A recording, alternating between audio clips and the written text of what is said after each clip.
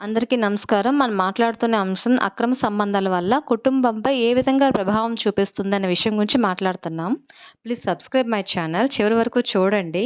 సంతోష్ ఆశ్చర్యంగా అలా ఒక్కసారిగా ఉండిపోతాడు. ఆలోచిస్తుంటాడు. ఏం జరిగింది? ఎందుకు ప్రమీల ఇలా ప్రవర్తిస్తుంది అని చెప్పేసి. మరుసటి రోజు ఏమవుతుంది అంటే సంతోష్ ఇంట్లో కూర్చుంటాడు.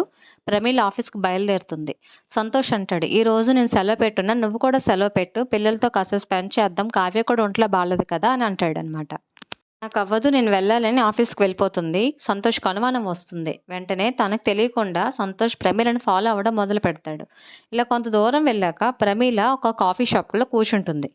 కాసేపు అయిన తర్వాత కిరణ్ వస్తాడు. కిరణ్ చూసి సంతోష్ ఆశ్చర్యపోతాడు. ఇద్దరు కూర్చొని మాట్లాడుకుంటారు. ఇద్దరు నవ్వుకుంటారు. ఇదంతా కూడా దూరం నుంచి సంతోష్ చూస్తా ఉంటాడు. కోపంతో ఇంటికి వెళ్ళిపోతాడు.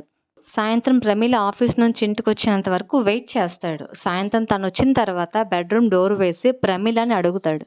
"అసలు నువ్వేం చేస్తున్నావు? ఉదయం ఆఫీస్‌కని చెప్పి సెలవు పెట్టమని చెప్పినా కూడాను వెళ్ళాలని ఎక్కడెక్కడ తిరుగుతా ఉన్నావు? అసలు నువ్వెవరెవరిని కలుస్తా ఉన్నావు? ఎవరితో తిరుగుతున్నావు? అసలు నీకేమైంది? నువ్వెందుకిలా ప్రవర్తిస్తున్నావు? నన్నెందుకు మోసం చేస్తున్నావు? నా లైఫ్‌ని ఎందుకు స్పాయిల్ చేస్తున్నావు? నీ వల్ల మన కుటుంబం అంతా ఏమవుతుంది?" అని ఇలా రకరకాల క్వెషన్‌లన్నీ వేస్తాడు. ప్రమీల కోపంగా "ఏంటి? నేను నిన్ను మోసం చేశానా? మరి నువ్వు చేసిందేంటి?" అని అడుగుతుంది. సంతోష్‌కి ఏమీ అర్థం కాక "నేనేం చేశాను?" అని అడుగుతాడు. ప్రమీల కోపంతో బీరువా ఓపెన్ చేసి బీరువాలో ఉన్న కవర్ తీసి సంతోష్ మొహం మీద కొడుతుంది. సంతోష్ గబగబా ఆ కవర్ ఓపెన్ చేసి చూసేసరికి షాక్ అవుతాడు. "ఇవి ఇవి నీకెలా తెలుసు?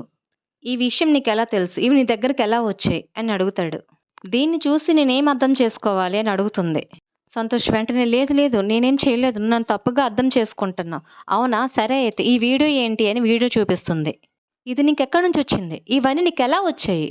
ఎప్పటినుంచి నీకు ఈ విషయం తెలుసు?" అని భయంగా అడుగుతాడు.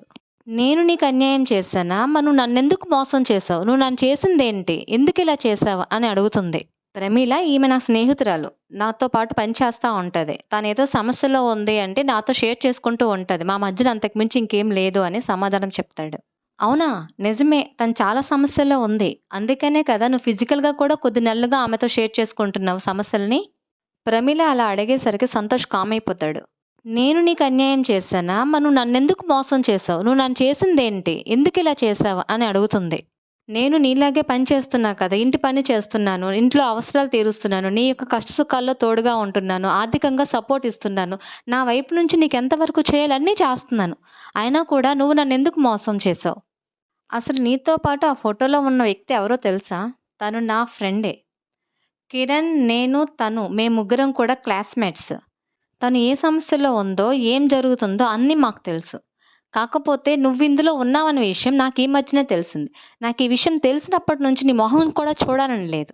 నా నుంచి నీకేంటి సమస్యుంది? నేను నీకేం అన్యాయం చేశాను? నువ్వెందుకు నన్ను మోసం చేశావు? నీకే విధంగా అయినా నేను లోటు చేశానా? నా నుంచి ఏమైనా ప్రాబ్లమ్ ఉంటే నువ్వు నన్ను అడగాలి కదా! అసలెందుకింత పని చేశావు? నన్నెందుకు మోసం చేశావు? నేను డిప్రెషన్‌లోకి వెళ్తా ఉంటే, నేను బాధపడతా ఉంటే కిరణ్ నన్ను ఓదార్చే ప్రయత్నం చేస్తున్నాడు. అంతవరకే. కిరణ్‌కి నాకు మధ్యన ఎలాంటి సంబంధం లేదు. నువ్వు అనుకున్నట్టు నేను నిన్నేం మోసం చేయట్లేదు. కానీ నువ్వే నన్ను మోసం చేశావు." ప్రమీల అలా అడిగేసరికి సంతోష్ కామ్ అయిపోతాడు. "ప్రమీల నన్ను క్షమించు. నాకు తెలియకుండానే ఆమెకు దగ్గరైపోయాను. ఆమె పైన నాకెలాంటి ఫీలింగ్స్ కానీ, ఎమోషన్స్ కానీ లేవు. అలా తెలియకుండానే మేమిద్దరం ఒకటైపోవాల్సొచ్చింది.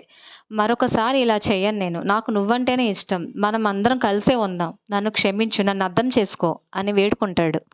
ఆడవాళ్ళు కష్టంలో ఉన్నప్పుడు కొంచెం ప్రేమ చూపించినా చాలు. వాళ్ళు ఇట్టే కరిగిపోతారు. ఎందుకంటే వాళ్ళది సెన్సిటివ్ మైండ్. ఆమె బలహీనతల్ని నువ్వు వాడుకొని ఆమె పట్ల నువ్వు ఆ విధంగా ప్రవర్తించడం అనేది చాలా తప్పు. దీన్ని ఏ విధంగా నేను క్షమించాలి? తప్పు చేసిన ప్రతి ఒక్కరు ఏదో ఒక కారణాన్ని చూపిస్తూనే ఉంటారు. కానీ అదే తప్పు అవతల వాళ్ళు చేసేటప్పుడు దాన్ని యాక్సెప్ట్ చేయరు. నేను నీలాగే మరొకరిని చూసుకుంటే ఈ కుటుంబం ఏమవుతుంది? మన పిల్లలేమవుతారు? ఈ బంధం ఏమవుతుంది? అసలెందుకింత పని చేశావు? చదువుకొని ఉద్యోగాలు చేస్తున్న మనమే సెల్ఫ్ కంట్రోల్ లేక దేనికి ఇంపార్టెన్స్ ఇవ్వాలో, దేనికి ఇంపార్టెన్స్ ఇవ్వకూడదో, ఎమోషన్స్ ఏంటో, బాధ్యతలేంటో మరిచి విచ్చలవిడిగా ప్రవర్తిస్తున్నప్పుడు సామాన్యంగా ఉన్నటువంటి జనాలు కానీ, లేకపోతే చదువు లేని వాళ్ళు గాని, వాళ్ళు ఏ విధంగా ప్రవర్తిస్తారు? ఎప్పుడైతే నువ్వు నీ ఆనందం కోసం ఆలోచించావో, పిల్లలు కానీ, కుటుంబం కానీ నీకు గుర్తు రాలేదో అప్పుడే అర్థమైంది నువ్వే స్థితిలో ఉన్నావో అని. తల్లిదండ్రులు విచ్చలవిడిగా తమ కోరికల కోసమని ఎమోషన్స్‌ని కంట్రోల్ చేసుకోలేక ప్రవర్తిస్తా ఉంటే, వాళ్ళ మీద ఆధారపడినటువంటి పిల్లలు గాని, కుటుంబం గాని ఏమవుతుంది? అసలు పిల్లల పరిస్థితి ఏంటి? ఇప్పుడు నీ ఆనందం కోసం నువ్వు వెళ్ళిపోయి, నా ఆనందం కోసం నేను వెళ్ళిపోతే మన పిల్లల పరిస్థితి ఏమవుతుంది? వాళ్ళు ఏ విధంగా బ్రతుకుతారు? వాళ్ళు రోడ్డున పడతారు. అసలు ఇవేవి నీకు కనిపించలేదా? మన పిల్లలు గాని, నేను గాని, మన కుటుంబం గాని? నేను ఈ విషయం నీకు చాలా క్లియర్‌గా చెప్పేస్తున్నా. మనం ఇక నుంచి భార్యాభర్తలుగా ఉండం. పిల్లలకి తల్లిదండ్రులుగా మాత్రమే ఉంటాం. వాళ్ళ అవసరాలు తీరుస్తాం. వాళ్ళ పట్ల బాధ్యతగా ఉంటాం. అంతవరకే.